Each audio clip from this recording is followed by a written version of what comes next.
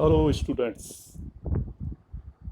Score 100 out of 100 series को आगे बढ़ाते हुए वेक्टर्स में लास्ट एक वीडियो अपलोड किया था, उसमें 6 क्वेश्चंस थे। होपफुली आप सब लोगों ने किए होंगे और आप सबको समझ में भी आए होंगे। अब मैं एक नेक्स्ट ये वीडियो लेकर आया हूँ, इसमें और कुछ एक इम्पोर्टेंट क्वेश्चंस हैं वेक्टर्स के। तो आपका जो मेन फोकस होना चाहिए व्हाइल वॉचिंग दिस वीडियो कि आप वो क्वेश्चंस तो समझेंगे ही, ट्राई करिएगा कि उसमें जो भी कंसेप्ट मैं बता रहा हूँ उसको थोड़ा अंडरस्टैंड करने की ट्राई करें। उससे आपके अंदर एक एबिलिटी डेवलप होगी कि आप किसी भी अननोन क्वेश्चंस को भी इजीली कर पाएंगे।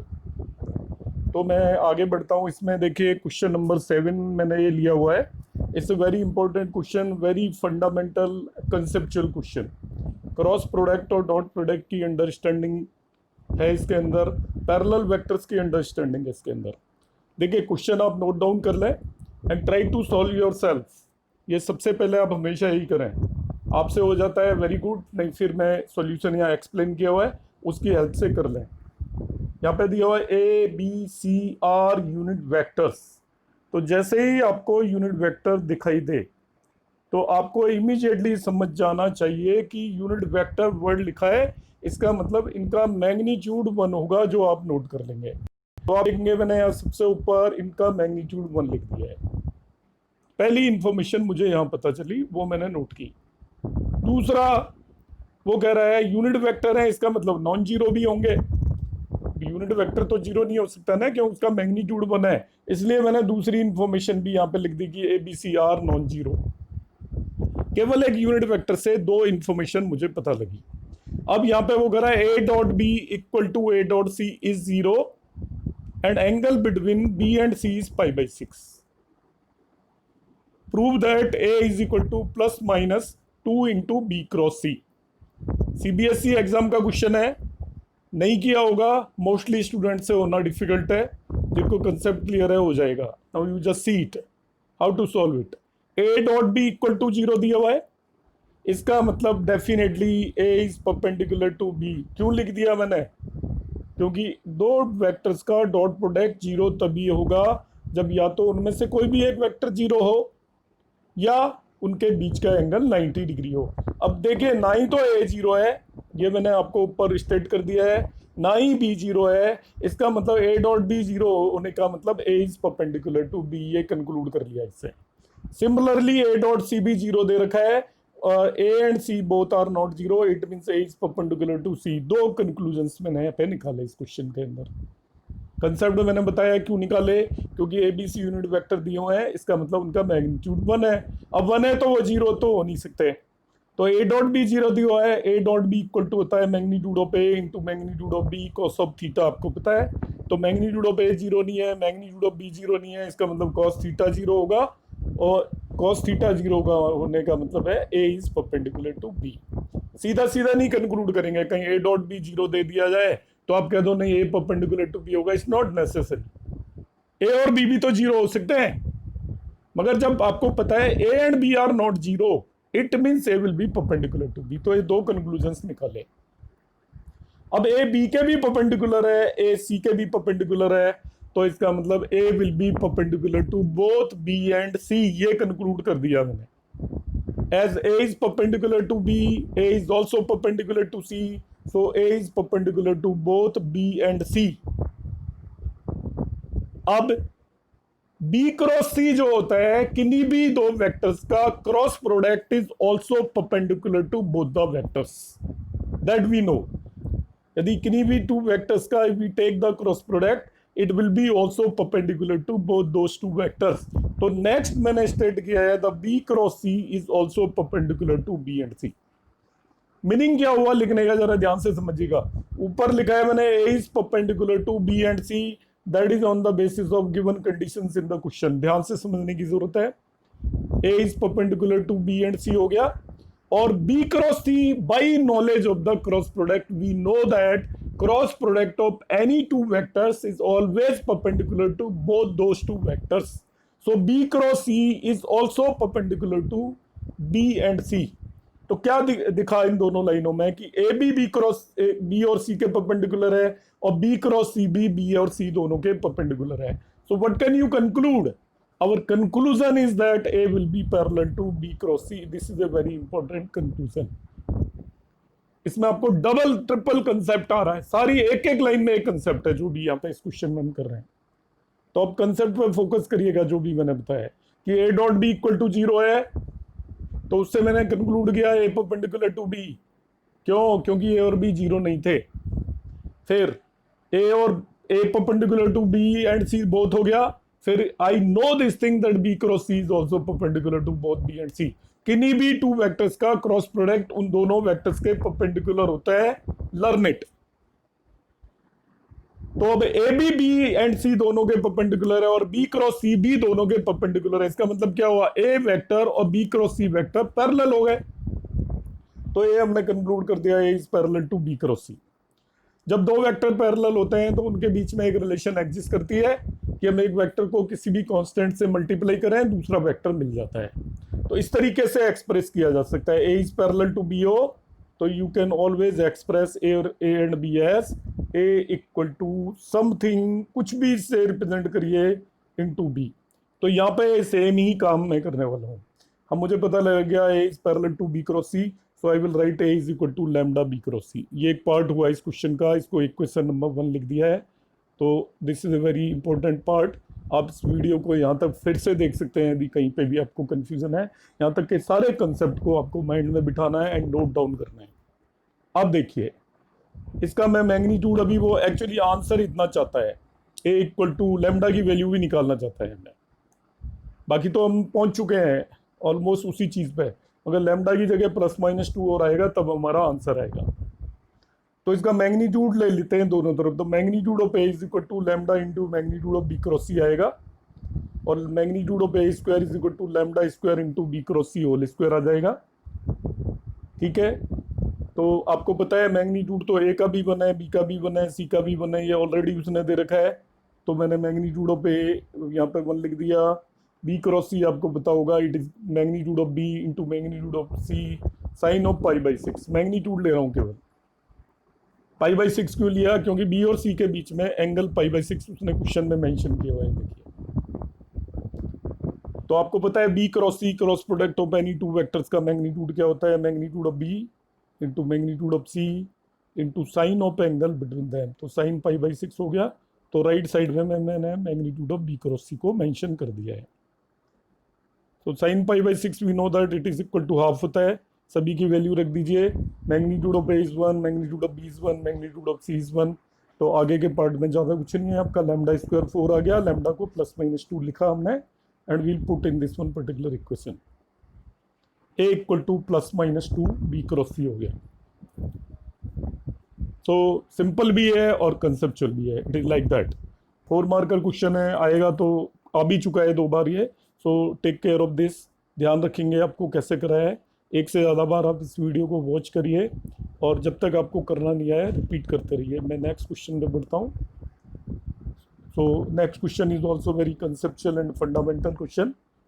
यहाँ पे भी क्रॉस प्रोडक्ट पे बेस्ड है। टुडेज वीडियो में मैं जो भी मेरे क्वेश्चंस हैं बेसिकली वो सभी क्रॉस प्रोडक्ट पे बेस्ड हैं। पिछले वीडियो में डॉट प्रोडक्ट पे बेस्ड थे। Most of them are based on cross product. तो देखिए सेकंड वन क्वेश्चन है, इसमें वो आपसे प्रूव करवा रहा है ए cross B whole square is equal to A dot A, ये डिटरमिनेंट दिया हुआ है, ए dot A dot B, A dot B and B dot B. तो A cross B whole square मैं आपको पहले भी बता चुका हूँ ऑलरेडी कि किसी भी चीज़ का होल स्क्वायर यहाँ पे ए होल स्क्वायर इट मीन्स वो उसका डॉट प्रोडक्ट के इक्वल होता है। लास्ट वीडियो के ऑल 6 क्वेश्चन में कंसेप्ट यूज किया है। तो ऑलवेज होल स्क्वायर का मतलब आप ये लेके चलेंगे। तो यहाँ पे A cross B whole square का मतलब हो गया A cross B dot A cross B. A cross B आपको पता है वो होगा magnitude of A into magnitude of B sine theta eta cap, because A cross B is a vector. ये मैग्नीट्यूड नहीं है ए क्रॉस बी का, ए cross b है। ए क्रॉस बी होगा magnitude of A into magnitude of B sine theta eta cap. Eta cap unit vector होगा जो a cross b की direction को बताएगा। तो दोनों ही ए क्रॉस बी हैं, दोनों में ईटा कैप लिखा। जब हम दो वेक्टर्स का प्रोडक्ट लेते हैं, डॉट प्रोडक्ट लेना है, यहाँ पे बीच में डॉट है, तो उनका जो मैग्नीट्यूड पार्ट है या नंबर पार्ट को बाहर निकाल देते हैं और प्रोडक्ट केवल वेक्टर का लिया जाता है। तो पहले वाले पार्ट में भी magnitude of A into magnitude of B sine theta number part है, इसका मैग्नीट्यूड का पार्ट है, और दूसरे में भी यही है, तो इन दोनों को मल्टीप्लाई करके इतना लिख दिया मैंने। आपको प्रोडक्ट लेना है ईटा कैप डॉट ईटा कैप का, इसका वेक्टर पार्ट का ही डॉट प्रोडक्ट लेना है केवल।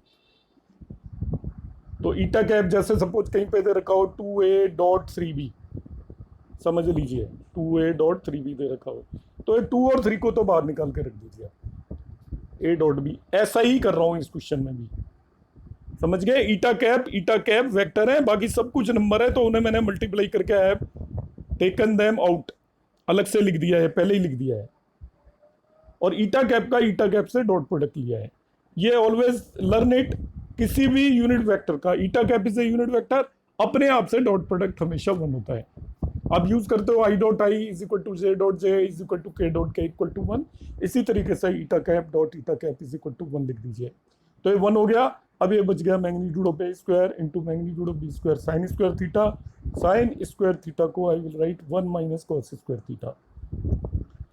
ब्रेक कर दीजिए, ओपन करिए bracket, so it is magnitude of A square into magnitude of B square minus magnitude of A square into magnitude of B square cos square theta.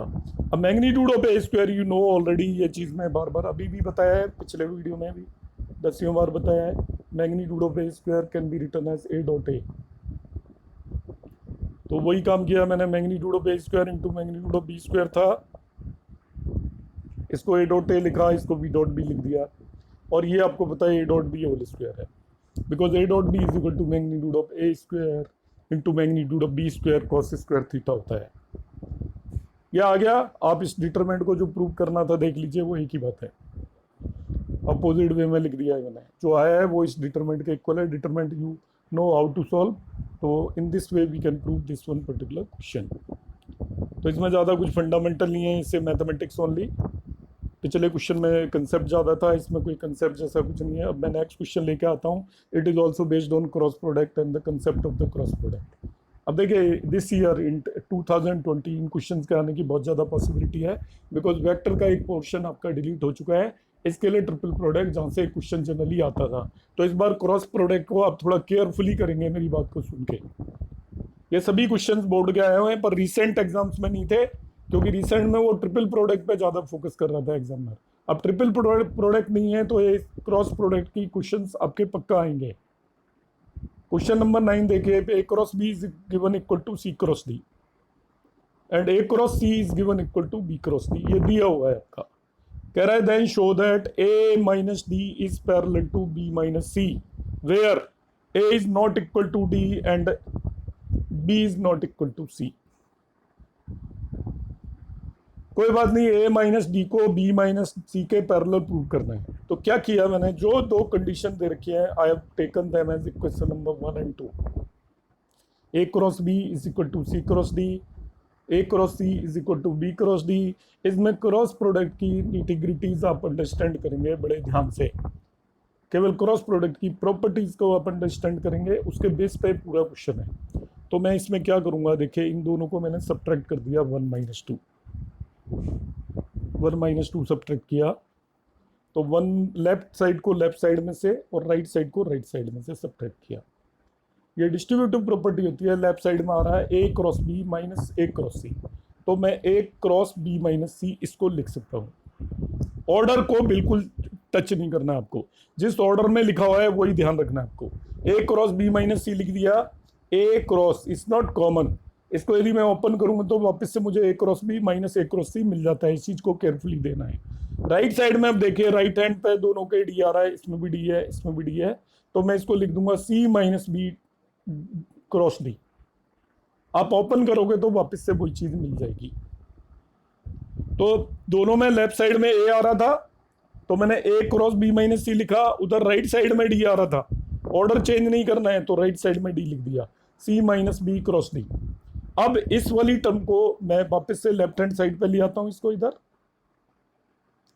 तो ये हो गया A cross B minus C minus B cross D.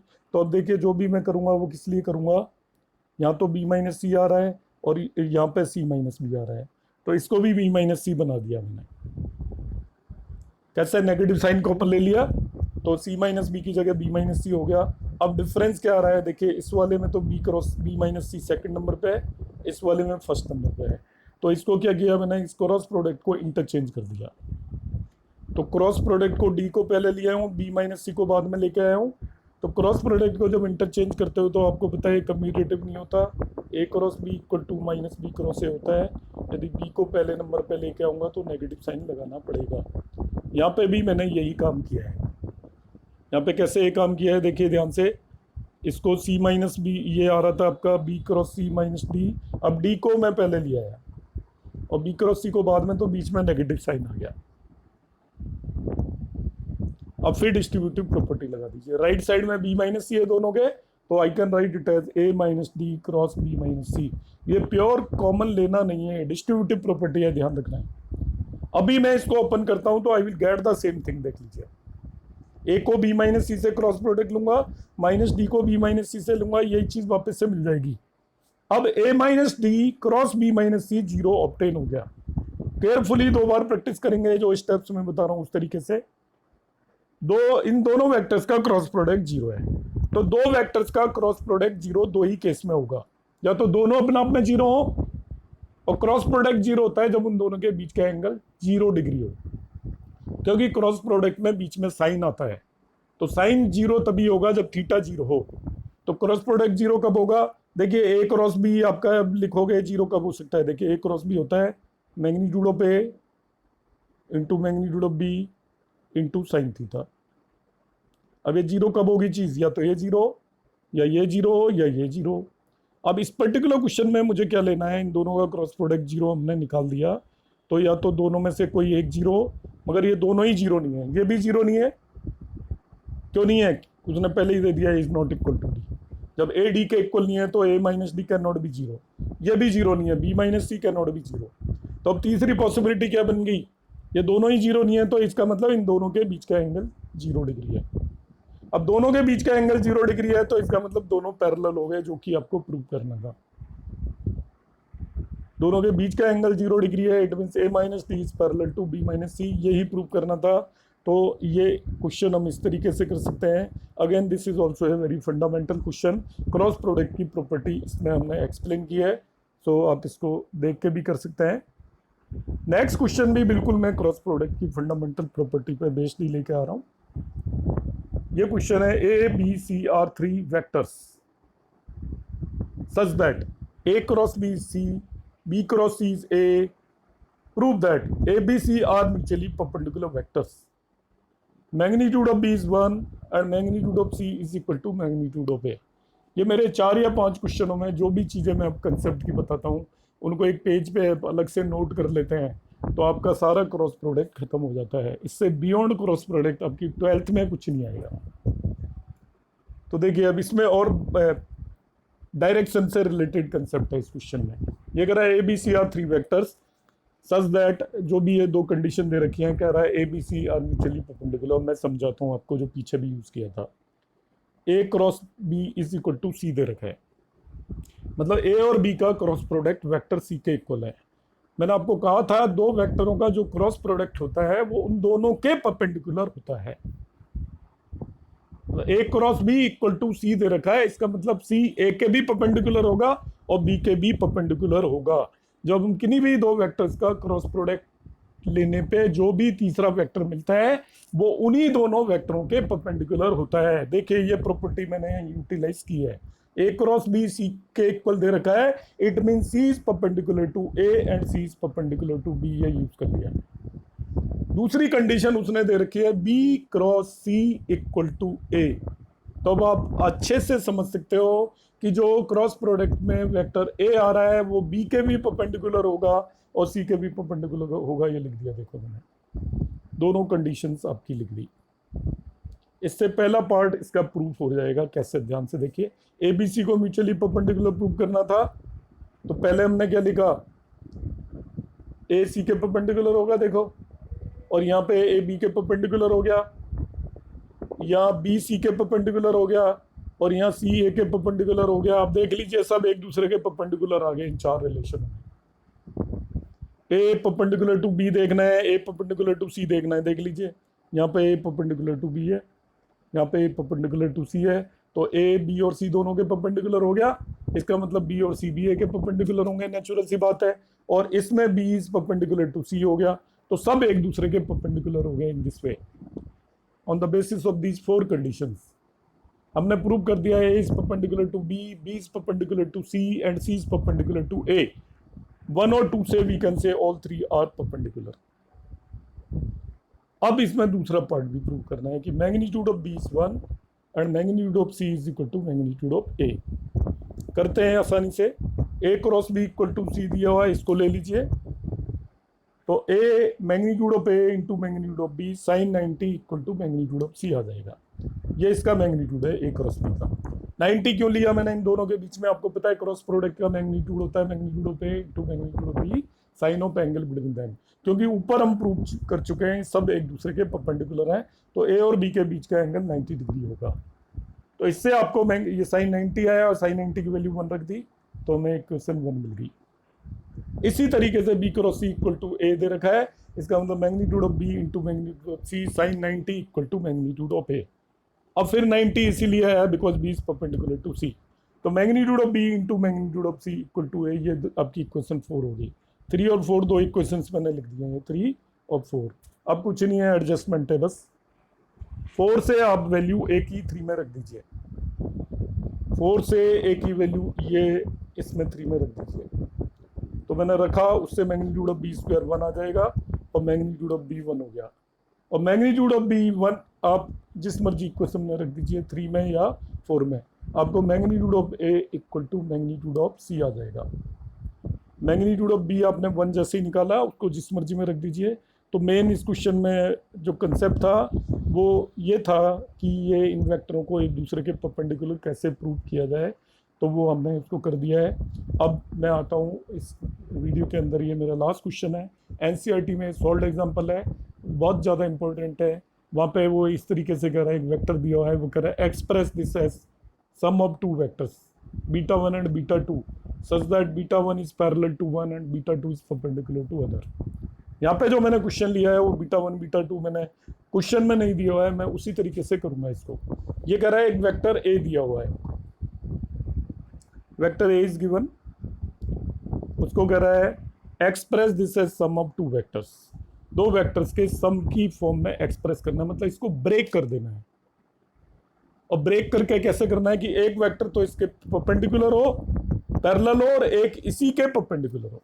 एक 3i plus के कोई भी vector दे रखा है, आपको ए को 2 पार्ट में ब्रेक करना है, उनमें से एक पार्ट इसके पैरेलल होना चाहिए, एक पार्ट परपेंडिकुलर होना चाहिए। तो हमने क्या किया, अब इसमें भी कंसेप्ट समझना है कि पैरेलल तो क्या होता है, परपेंडिकुलर क्या होता है, किस तरीके से ब्रेक करते हैं। बड़ा इजी है, देखिए मैंने वेक्टर ए को लिख दिया let it is beta 1 plus beta 2, 2 part में ब्रेक कर दिया। अब उनमें से एक पार्ट तो इसके पैरेलल है, अब उस प्रॉपर्टी को यूज कर रहा हूं कि बीटा 1 इसके पैरेलल है। तो पैरेलल में मैं ऑलरेडी आपको बता चुका हूं, 2 वेक्टर जब भी पैरेलल हो तो उनके बीच में इतना रिलेशन एग्जिस्ट करता है, एक किसी भी कांस्टेंट से मल्टीप्लाई करने पे दूसरा वेक्टर मिल जाएगा। यदि 2 वेक्टर पैरेलल हो तो इस तरह की रिलेशन एग्जिस्ट करती है। ए इज पैरेलल टू बी, इसका मतलब ए और बी में आप इन दोनों को किसी भी एक नंबर से लैम्डा से मल्टीप्लाई करो बी को, तो ए मिल जाएगा। ये आपका पैरेलल का कंसेप्ट होता है। तो जब मैं यहाँ पे कह रहा हूँ कि बीटा 1 जो वेक्टर है इसके पैरेलल है, इसका मतलब beta 1 is equal to lambda into this thing हो गया। ये एक चीज याद रख लेनी आपको। अब बीटा 2 निकालते टाइम एनसीईआरटी के क्वेश्चन में भी आपको ये ध्यान रखना है, बीटा 2 को हम इसके परपेंडिकुलर कोई वेक्टर लेट नहीं करेंगे, बीटा 2 हम इसके बेस पे लिख देंगे, it will B A minus beta 1 होगा। बीटा 2 को ए माइनस, क्योंकि बीटा 1 तो हमने डिफाइन कर ही दिया है, ए उसने दे ही रखा है, तो बीटा 2 ए माइनस बीटा 1 होगा। इस तरीके से पहला बीटा 2 निकाल लीजिए आप, ए की वैल्यू रखी और बीटा 1 की वैल्यू रखी और बीटा 2 को निकाल लिया। अब इसमें लैम्डा आ गया है मगर बीटा 2 में, तो इस लैम्डा को निकालना ही हमारा इस क्वेश्चन को सॉल्व करना है बस। तो लैम्डा को निकालना बहुत ज़्यादा इजी है। आप कहोगे लैम्डा को निकालना इजी कैसे है, क्योंकि ये कह रहा है कि जो β2 वेक्टर है वो इसके परपेंडिकुलर है। इनमें β1 तो इसके पैरेलल माना था और β2 इसके परपेंडिकुलर माना था 3i प्लस के। तो β2 is perpendicular to 3i plus के। आपको पता है दो वेक्टर परपेंडिकुलर हो तो उनका डॉट प्रोडक्ट 100% जीरो होगा। तो β2 डॉट 3i प्लस के इक्वल टू जीरो हो जाएगा। β2 डॉट 3i प्लस के इक्वल टू क्या हो जाएगा, जीरो। बिकॉज ने कह रखा है ये क्वेश्चन के अंदर कि जो दो पार्ट में ब्रेक कर रहे हो उसमें दूसरा पार्ट 3i प्लस के परपेंडिकुलर है। तो डॉट प्रोडक्ट ले लीजिए β2 का 3i प्लस के से। तो डॉट प्रोडक्ट तो बड़ा आसान होता है, आई के कोफिशिएंट को मल्टीप्लाई कर देते हैं, प्लस जे के कोफिशिएंट को मल्टीप्लाई कर देते हैं, प्लस के कोफिशिएंट को मल्टीप्लाई कर देते हैं। इसमें आई का कोफिशिएंट ये है और इसमें आई का कोफिशिएंट 3 है, दोनों को मल्टीप्लाई कर दिया, 3 इंटू 5 माइनस 3 लैम्डा। इसमें जे का है, इसमें जे की टर्म ही नहीं है इसलिए जीरो आएगा। इसमें के का कोफिशिएंट 5 माइनस लैम्डा है और इसमें 1 है, तो 5 माइनस लैम्डा रख दीजिए आप। इससे लैम्डा की वैल्यू मिल गई हमें 2। बस क्वेश्चन खत्म है। लैम्डा की वैल्यू मिलते ही, लैम्डा की वैल्यू मिली तो आपको β1 भी पता चल गया और लैम्डा की वैल्यू मिली तो आपको β2 भी पता चल गया। ए को हम β1 प्लस β2 लिख देंगे। In this way we will be able to break this given vector into 2 parts. तो ऑल 5 वेरी इंपॉर्टेंट क्वेश्चंस हैं in this one particular video. आप सब पहले इन्हें नोट करें, खुद करने की ट्राई करें, फिर मेरा वीडियो देख के करने की ट्राई करें। इसमें जो भी मैं कंसेप्ट बता रहा हूँ कि दो वेक्टर्स कब परपेंडिकुलर होते हैं, कब पैरेलल होते हैं, क्रॉस प्रोडक्ट क्या कंसेप्ट है, उन्हें सेपरेटली नोट कर लें और लर्न कर लें। ठीक है, इससे आपको काफ़ी ज़्यादा हेल्प मिलने वाली है, तो इसको प्रॉपरली करें। Thank you.